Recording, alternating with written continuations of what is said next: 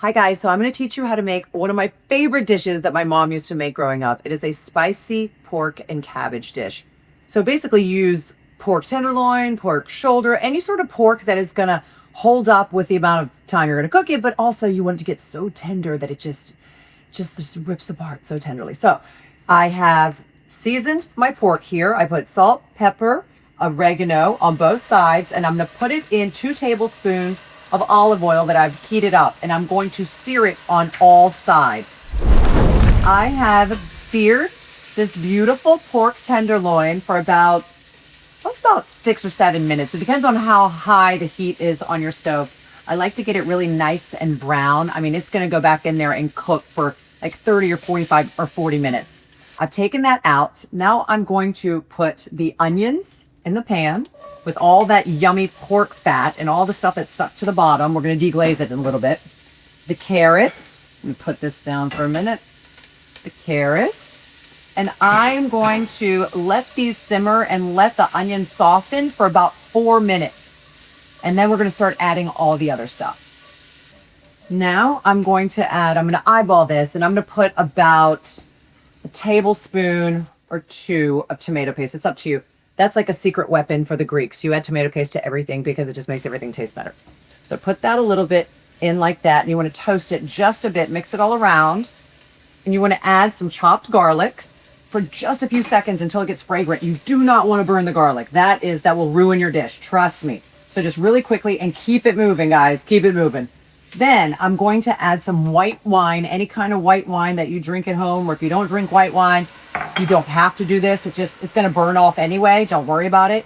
So this is deglazing, and the deglazing is when you get all those yummy bits off the bottom of the pan. That gives it all the flavor. It's so, so good. All right, so now I am adding my tomatoes in here. You want to get really great whole tomatoes. I think I just splattered all over myself.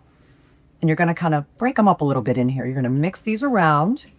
Make sure all the flavors are combining really well. Then after this cooks for about, a minute or so on medium-low heat, you add some chicken stock. You can also add water if you don't have chicken stock. That's fine as well. Then I'm going to add my pork loin, my tenderloin, back in.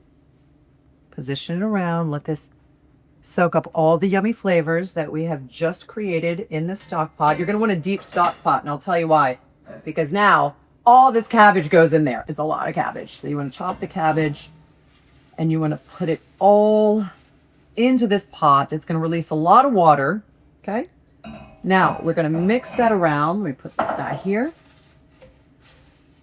And try to get the cabbage to be covered by all of that yummy juice in there.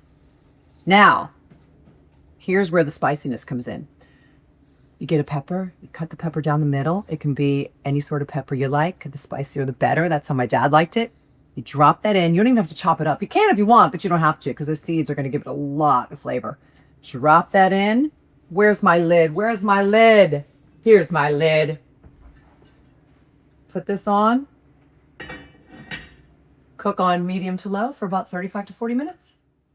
All right, so I covered it. I simmered it for about 35 to 40 minutes. I lifted the lid in between, somewhere in the middle, put some salt and pepper to taste, and now it's done. Take a look. Okay, the moment of truth. Let's see. It's hot.